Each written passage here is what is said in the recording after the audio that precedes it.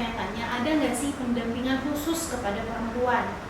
Khususnya bagi ODIF atau orang dengan HIV/AIDS yang bergender perempuan. Nah, kali ini Female Plus atau LSM yang bergerak di bidang HIV/AIDS dan menaungi banyak teman-teman wanita akan menjelaskan bagaimana pendampingan yang dilakukan pada wanita dan ibu hamil serta apa sih fokus dari mereka. Simak yuk, grab your snack, let's listen and talk. Selamat sore. Perkenalkan dulu ya, saya Afan dari Padel Indonesia dan kita juga mengundang narasumber yang keren. Namanya Teh Dwi ya, dari Female Plus. Mangga Teh Dwi. Iya, berarti ini namanya Jebret ya? Iya, Jebret. Halo buat teman-teman Jebret, Jabar Update. Saya Dwi, saya dari Female Plus. Itu aja, nanti kita ceritanya di akhir aja boleh. ya. Oke, sip. Ya, karena kan ini kan temanya untuk podcast Jebret ini adalah peran LSM dalam pendampingan ODA. Nah, kebetulan Female Plus ini kan memang untuk pendampingan ODA ya. Betul. Di Jawa Barat khususnya. Dan ngomong-ngomong nih Female Plus, karena kan ini netizen kan belum banyak tahu nih Female Plus itu apa ya. Kemudian LSM yang bergerak di bidang apa? Teh Dwi boleh dijelaskan? Oke, jadi Female Plus itu asal muasalnya itu bukan LSM sebenarnya, Iya, tapi dari kelompok dukungan sebaya, jadi KDS lah ya. Kita terbentuk itu dari tahun 2006. 2006. Nah, pada dulu zaman segitu itu 2006 itu isu HIV itu masih belum masih belum ini ya Van, maksudnya masih belum rame-ramenya sebenarnya gitu. Orang mau terbuka tentang status HIV aja masih malu-malu. Nah, pada akhirnya dulu kita itu berkumpul zaman zaman NE, Narkotika Anonimus gitu. Nah, sebenarnya sudah ada karena kita juga pernah ngumpul di waktu itu kan KDS itu cuma ada satu kan di Kota Bandung itu, ada Bandung Plus Support. Bandung Plus Support ya. Gitu. Aku ketemu sama Afan juga di situ sebenarnya di Bandung Plus Support. Nah, di Bandung Plus Support itu adalah kelompok dukungan sebaya memang untuk teman-teman yang HIV positif. Itu semuanya, mau laki-laki, perempuan, waria, LSL, IDU, ibu rumah tangga, semua nyampur gitu loh maksudnya. Nah, ternyata kita itu ngelihat nih kebutuhan kita tuh sangat beda. Kebutuhan perempuan dengan laki-laki itu berbeda. Dan akhirnya di tahun 2006 masih ada almarhum Ginan gitu, bahwa ya udah kalau misalnya kebutuhan perempuan berbeda, bikin sendiri gitu. Nah, awalnya memang dari kalau perempuan itu kan kalau mau HIV mau negatif gitu ya, semuanya kan nyatu tuh gitu loh. Itu di Narkotika Anonimus karena kebanyakan zaman dulu itu masih dari penggunaan jarum suntik gitu loh. Nah, akhirnya ada 5 perempuan. Sebenarnya di sini 5 perempuan ini adalah teman-teman sesama dengan HIV positif gitu loh. Nah, akhirnya kita berdirilah si 5 ini untuk menginisiasi bahwa kebutuhan perempuan itu berbeda. Kalau misalnya kita sharing di Bandung Plus Support, kita nggak bisa ngomongin selangkangan gitu karena di situ ada laki-laki gitu, kita nggak nyaman gitu. Kita nggak bisa ngomongin keputihan, kita bete karena misalnya dengan pasangan segala macam, itu kayaknya nggak bisa kita cerita ngomong di situ karena komunitasnya banyak. Akhirnya dibuatlah Female Plus gitu. Berarti memang berdasarkan kebutuhan dari teman-teman ODA perempuan. Betul, ya waktu itu. Gitu. Akhirnya dibentuklah Female Plus. Betul. Itu tahun 2006. 2006. Tanggal 1 Agustus. Oke, masih ingat ya, 1 Agustus 2006. Oke. Nah, untuk Female Plus sendiri bergeraknya di bidang apa nih? Nah, untuk saat ini? Ya, kita lama dari KDS itu kita terus KDS. Akhirnya itu dari KDS itu nggak hanya pengguna nafsa, tapi semuanya kita libatkan. Maksudnya di situ ada ibu rumah tangga, ada pekerja seks gitu loh. Dulu memang kayak waria, untuk komunitas waria kan belum ada. Serikandi Pasundan dulu belum ada kelompoknya. Malahan teman-teman dari waria itu ngumpulnya di female karena mungkin jiwa dan raganya dia adalah perempuan. Okay. Dia akan nyaman di perempuan gitu loh. Akhirnya dan LSL juga banyak ke situ kan gitu loh. Jadi memang kita jadi akhirnya nyatu di situ. Nah, seiring dengan waktu, akhirnya di 2016 itu akhirnya kita memutuskan untuk menjadi lembaga. Gitu, yayasan sebenarnya, dan alhamdulillah di tahun 2016 pun kita diberi kesempatan untuk mendapatkan program dari Spiritia Global Fund untuk pendampingan ODA. Jadi intinya yang namanya female berarti khusus untuk pendampingan ODA perempuan, nggak juga, tapi di sini yang penting ODA dan kita bisa ngasih pendampingan untuk teman-teman ODA gitu. Kebetulan saya juga HIV positif, gitu ya. Saya HIV positif dari tahun 2004, gitu. Berarti memang untuk Female Plus sendiri untuk saat ini bergerak di bidang pendampingan ODA. Betul. Ya dari proyek Global Fund ya saat ini. Nah, ngomong-ngomong untuk Female Plus ini kan tadi pendampingan ODA ya dari program Global Fund. Detailnya apa sih maksudnya pendampingan ODA seperti apa sih yang dilakukan oleh Female gitu? Ya, Female itu sekarang itu megangnya Jawa Barat.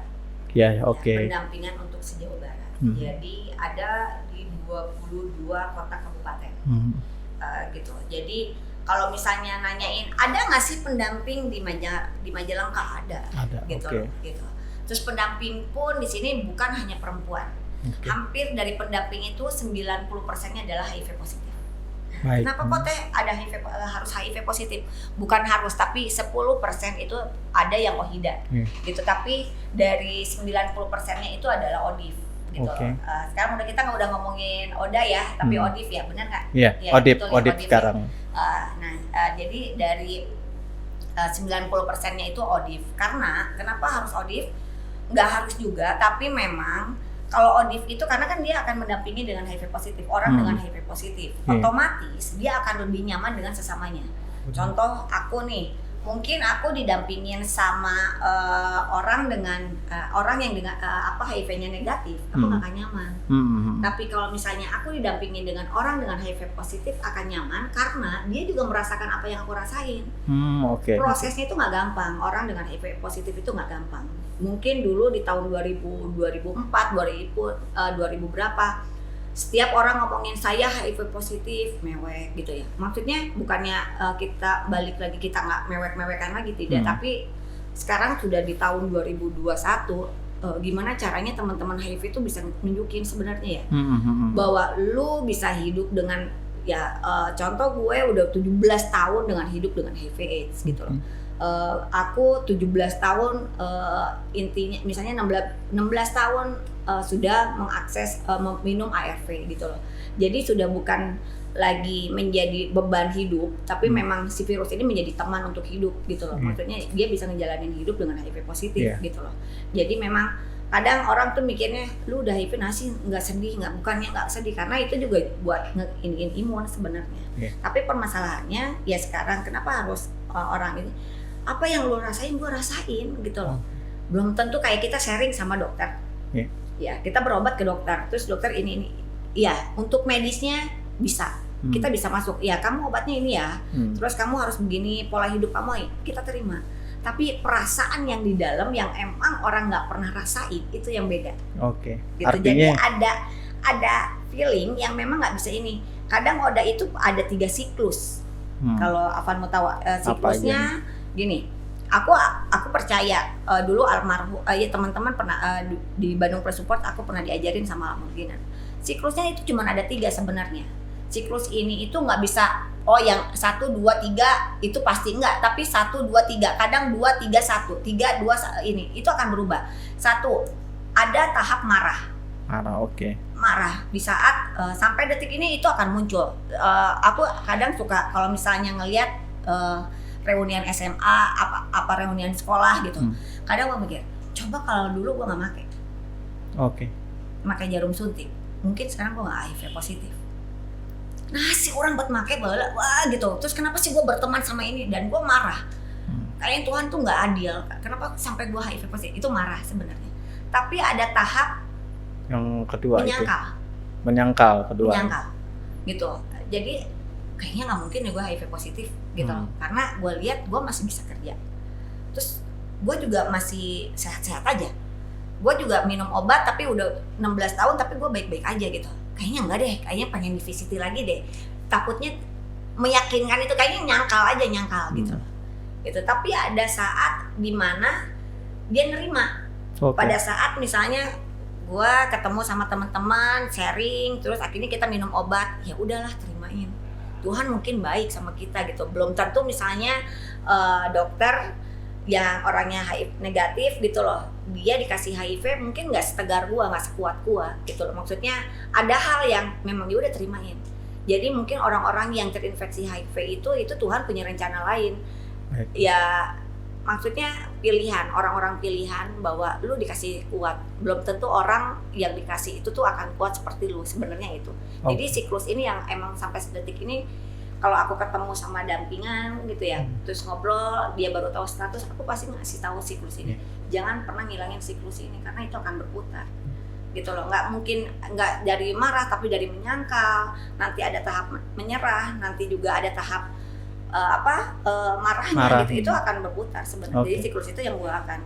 Berarti memang ada siklus yang akan dialami oleh teman-teman Oda ya. Makanya ada pendampingan untuk Oda di Female Plus untuk memberikan motivasi kepada mereka supaya mereka mau sehat terus gitu, mau minum obat terus dan dia mau menerima dirinya sebagai orang dengan HIV ya. Oke, gitu. Baik, kita ke pertanyaan lain nih. Tadi sih sebetulnya sudah ada disebut, mungkin lebih ditekankan lagi mungkin terkait poin yang ditekankan dalam pendampingan Oda oleh Female Plus. Jadi di pendampingan Oda itu kita ngasih informasi yang pertama tentang HIV itu apa, pengobatan ARV itu apa gitu. Terus kita juga ngasih dukungan psikososial.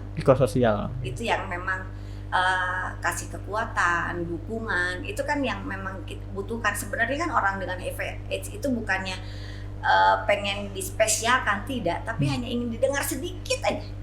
Lu curhat, gue dengerin, itu kayaknya udah nyaman, bener gak sih? Gitu. Misalnya aku nih lagi galau kayaknya bosan deh gue minum obat, kayaknya udah hampir mau 16 tahun gue minum obat tuh bosan. Terus Avan nanya, emang bosannya kenapa, Wi? Terus gue cerita, ya Van, gue tuh bosan karena harus ninggalin waktu, iya, terus belum ngurus budak, terus anak kerjain PR segala macam itu. Itu kan pengen dengar sebenarnya. Lu udah ngasih, nggak usah ngasih uang 100.000, 800.000 gitu. Lu ngasih sentuhan aja menurut orang dengan HIV, yang menurut Odif itu udah nyaman. Makanya ditekankan di poinnya adalah kita sebagai pendamping Oda, kita harus mau mendengarkan itu yang pertama, kedua ya berbagi informasi dan pengalaman ya, supaya mereka tetap termotivasi supaya tetap sehat ya. Iya, itu. Terus kayak misal itu, terus kita sebagai alarm obat. Karena kan orang dengan HIV/AIDS itu kalau udah minum obat itu harus diingatkan. Maksudnya bukan diingatkan, kalau misalnya sudah terbiasa akan ingat sendiri sih. Tapi minimal gimana? Kabar lu sehat, minum obat lancar. Gimana, ada ini nggak? Sebenarnya hal kecil tapi itu yang dibutuhkan sebenarnya. Nggak usah nanya, oh ya ini, nggak usah. Tapi hal-hal yang kayak gitu, meskipun bari heureuy gitunya, lu obat baik-baik aja kan gitu. Ya maksudnya ngobrol-ngobrol kayak gitu ya. Lu masih minum obat kan gitu. Itu. Terus gimana caranya orang itu untuk bertahan minum obat supaya nggak berhenti minum obat ARV. Itu yang misalnya ada orang yang misalnya teman-teman tahu nih, pendamping tahu orang itu sudah lost to follow up untuk minum ARV-nya. Gimana ngingetin lagi, yuk balik lagi. Lu kalau nggak ini, lu nggak sayang sama diri lu sendiri. Kalau dia udah punya anak, lu nggak sayang sama anak lu. Kalau misalnya LSL waria, lu nggak sayang sama keluarga lu. Minimal diingetin seperti itu, gimana caranya untuk balik. Simple sebenarnya. Berarti pendamping Oda ini selain memotivasi, ada memberikan informasi, yang lainnya juga mengingatkan ya terkait obatnya ataupun kalau misalnya dia lost follow up bisa diingatkan kembali untuk kembali minum obat. Betul, ya. Gitu. Nah untuk ini untuk notifikasi pasangan nih, karena memang notifikasi pasangan juga sebetulnya penting ya untuk menjangkau lebih luas lagi untuk ditemukannya kasus HIV ya salah satunya. Nah ini terkait notifikasi pasangan nih, apakah sudah berjalan dengan baik saat ini di Female Plus ini? Ya, sebenarnya kan dari pendampingan itu kan kayak misalnya tapi sudah ada ya itu? Sudah ada, sebenarnya sudah dilakukan. Kalau ini kan sebenarnya program yang ada namanya NP notifikasi pasangan. Sebenarnya ini kan baru-baru 2 tahun terakhir atau 3 tahun terakhir yang aku lupa tahunnya. Tapi memang ini baru diinikan. Tapi memang dari pendampingan ini sebenarnya teman-teman sudah melakukan, cuma tidak terdokumentasikan sebenarnya kan gitu ya, tidak terlaporkan, tidak terdokumentasikan. Nah, pada saat dulu belum ada notifikasi kan sebenarnya gini. Pada saat pendampingan itu kan pasti ditanya, gimana gua HIV positif gitu. Kamu udah punya pasangan gitu loh. Kamu udah punya anak. Sebenarnya kan itu notifikasi. Bener gak sih? Dulu kan suka ditanya, pasangan lu gimana? Udah gitu. Nah, ini kan ke odanya. Nah, untuk pelibatan ke pasangannya itu seperti apa nih? Apakah nanti dari pendampingnya ke odanya, kemudian odanya nanti ngasih tahu pasangannya untuk nanti diajak ngobrol dengan pendampingnya atau bagaimana gitu? Keterlibatannya nih. Kalau yang tadi Afan tanya untuk notifikasi gimana, sudah berjalan dengan baik apa belum gitu ya? Aku jawab sekarang. Sudah baik sebenarnya, baik. Tapi belum menunjukkan yang sangat ya karena ini maksudnya baru ya, baru program baru tapi sudah dilakukan untuk pertanyaan itu sebenarnya. Sudah punya pasangan, udah punya anak, udah dites apa belum, itu sudah dilakukan. Nah, yang sekarang banyak tantangannya adalah ini kan enggak notifikasi ini kan tidak menanyakan ke si odanya, tapi ke pasangannya langsung. Betul, berarti ya kan. Nah, sekarang itu banyak sekali hambatan teman-teman di lapangan itu, teman-teman pas si oda ininya dia tidak pernah open status pada pasangannya. Rata-rata beda sama IDU.